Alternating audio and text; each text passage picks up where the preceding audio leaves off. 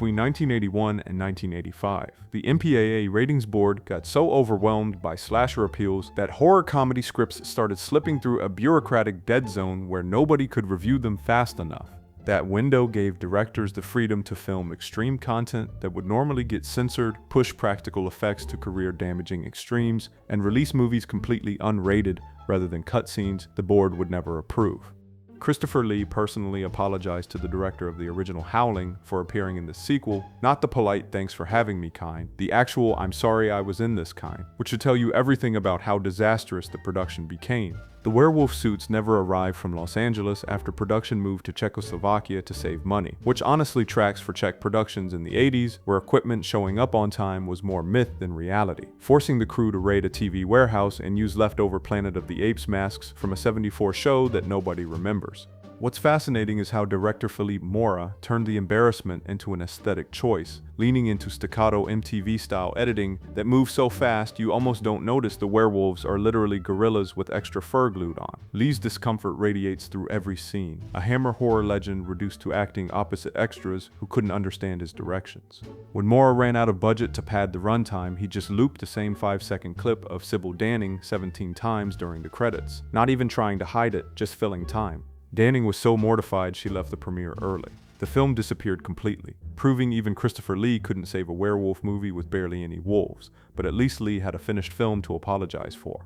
Fred Dekker wasn't so lucky. His career ended before it started, when Night of the Creeps earned $591,000 total. The genius of Night of the Creeps is how Dekker refuses to commit to either 50s sci-fi or 80s slasher, trusting that the genre whiplash would create something genuinely strange instead of just confused. Is that body you were looking for, Detective? Thrill me. Tom Atkins grounds the chaos with a performance that's all exhausted cynicism, delivering his placeholder temp line "thrill me" with such bone-deep weariness that it became the character's catchphrase. The practical effects, real explosions, actual flamethrowers, give it a dangerous edge that digital could never replicate. TriStar opened it in 70 theaters where it made $220,000. Then executives decided Dekker's alien spacecraft ending was too weird and cut it entirely, leaving the film feeling hollow to critics who couldn't see what was missing. By the time RoboCop 3 came around, Dekker's reputation was so damaged, he essentially stopped directing theatrical features. The lesson Hollywood took wasn't maybe we shouldn't have cut the ending, it was this guy can't open a movie, which is exactly the kind of studio logic that kept pushing productions into even cheaper territory. Linnea Quigley nearly destroyed her body shooting overnight in a bowling alley with no heat, which is peak 80s indie horror production values at their most brutal. You shouldn't do that either. Who are you, my mother? What makes this work as more than cheap exploitation is how director David Decoteau leans completely into the camp, using the demonic possession premise as an excuse for neon-soaked chaos, where nothing has to make sense as long as it looks wild.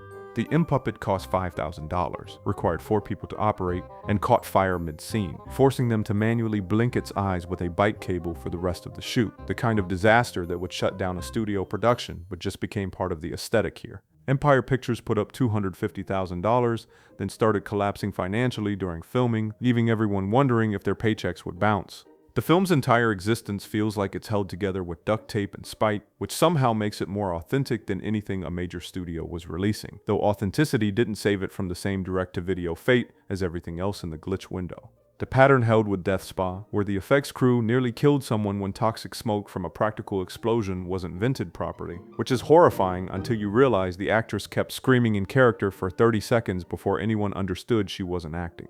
The premise, a high-tech gym where the equipment is possessed by the owner's dead wife, sounds ridiculous until you see how the film treats it with complete sincerity, turning every machine into a death trap and the entire space into a tomb for rage that has nowhere else to go.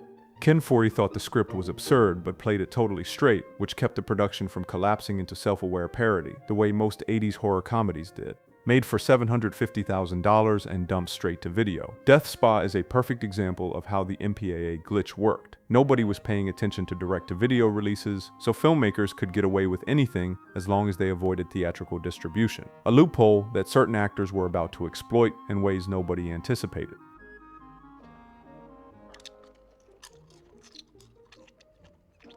Nicolas Cage ate 2 live cockroaches on camera and rinsed with 100-proof vodka after, which is the exact moment the production should have realized they'd lost control of their leading man. The script called for a raw egg, but Cage insisted on real insects, requiring them to hire someone to make sure the cockroaches were pesticide-free. Which is the kind of detail that sounds insane until you remember Cage was trying to shock people into actually paying attention to a weird indie about a yuppie's mental breakdown. Several crew members walked off set during the cockroach scene. Director Robert Bierman couldn't watch the monitor, genuinely worried Cage might have a medical emergency on camera. The fascinating part is how the film uses Cage's commitment to sell the ambiguity of whether Peter Lowe is genuinely cursed or just having a very public breakdown, with Bierman keeping the tone hovering between dark comedy and legitimate psychological horror by never cutting away from the discomfort. Cage wanted the harassment of his co-star to feel authentic, so he cornered Maria Conchita Alonso in small spaces during rehearsals and grabbed her arm hard enough to leave bruises during takes.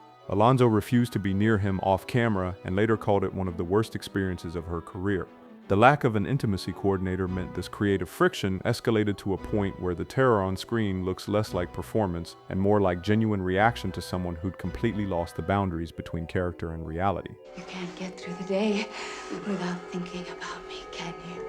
Produced for $2 million, the film was booed at Cannes, earned $725,000 domestically, and Roger Ebert called it uncontrolled.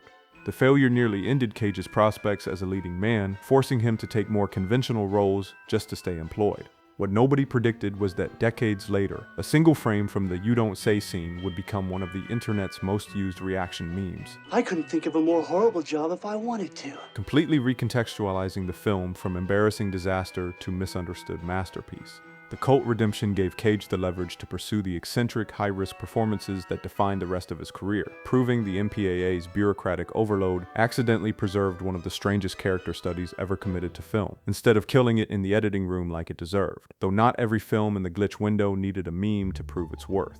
Some just leaned into the premise so hard that decades later, nobody could believe they got made at all, which is exactly what happened with Motel Hell and its chainsaw duel where one guy wears a hollowed-out pig's head, both using real chainsaws, which is exactly the kind of practical stunt work that would never get approved today. What makes Motel Hell more than just shock value is how the film treats Farmer Vincent's cannibalism operation with total sincerity, like he genuinely believes he's running an efficient small business that happens to involve planting people in gardens and harvesting them for meat. Director Kevin Connor keeps it grounded in rural mundanity instead of going for cheap horror movie scares, trusting the premise itself to create dread. The pig head was a real preserved sow's head that smelled terrible under studio lights, and Rory Calhoun needed hand signals from the crew just to see where he was swinging the chainsaw because the mask had no peripheral vision. Nancy Parsons stayed in character as the cruel sister the entire shoot, sitting in corners muttering to herself and insisting on actually feeding the actors foul-smelling prop mush instead of letting them fake it. Made for $3 million, the studio had no idea how to market something that was simultaneously parodying Texas Chainsaw Massacre and functioning as legitimate horror, so it just disappeared. But disappearing was still better than the legal nightmare waiting for productions that didn't bother with permits at all. Please don't be frightened, I won't hurt you. But I just want to talk about the film.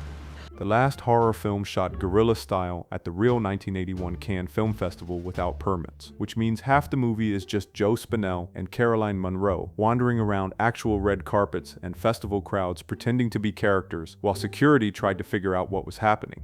The voyeuristic energy of watching obsession spiral into murder feels uncomfortably real because director David Winters used actual documentary footage and real celebrities accidentally appearing in the background, giving the fiction a texture that makes it feel like found footage before that was even a genre. Spinell channeled his real protective feelings for Monroe into the stalker character, but the Mediterranean shoot was brutal for someone with severe hemophilia who bled from minor scrapes and refused to break character, wandering Cannes in costume looking so much like an actual stalker that festival attendees reported him to authorities. The legal battle over accidental celebrity cameos tied the film up for years, which is exactly what happens when you shoot a movie without permission at one of the world's most prestigious film festivals, though at least that film's legal troubles came from location issues and not from the MPAA, finally catching up to what filmmakers were putting on screen. Why, what the hell's going on out here?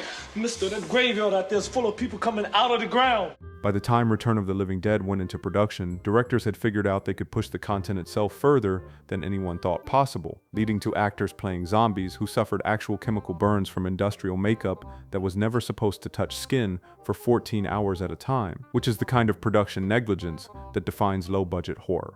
What makes the zombies genuinely frightening is how Dan O'Bannon threw out every zombie rule George Romero established. These corpses talk, run, strategize, and can't be stopped by headshots, turning every failed attempt to kill them into proof that the characters are completely screwed. O'Bannon balances punk energy with legitimate dread, trusting that practical effects and dark comedy could coexist instead of canceling each other out. The Tarman puppet required Alan Troutman, covered in black adhesive so restrictive he could barely breathe. And Linnea Quigley's graveyard dance was shot in a real Los Angeles cemetery on a freezing night where her prosthetic kept peeling off while she performed on a grave surrounded by sharp tombstones that cut her feet. The entire production was hampered by legal battles with Romero over the Living Dead name, forcing O'Bannon to lean into meta territory where characters acknowledged the '68 Romero film was fiction, which accidentally made it smarter than anyone intended and set the stage for the film that would finally force the MPAA to restructure everything. 25 gallons of fake blood in the morgue sequence made floors so slippery, actors kept falling, which is what happens when you prioritize practical gore over basic set safety in ways that made every previous production look restrained. The film walks a razor edge between genuine horror and pitch-black comedy, with director Stuart Gordon keeping the gore excessive but purposeful, using practical effects not just for shock, but to visualize the hubris of playing God with forces nobody can control. We can defeat death. High-pressure blood accidentally sprayed into crew members' eyes. Jeffrey Combs worked with real glass lab equipment that kept shattering, and the glowing reagent used toxic glow stick fluid that required extreme caution to avoid poisoning anyone.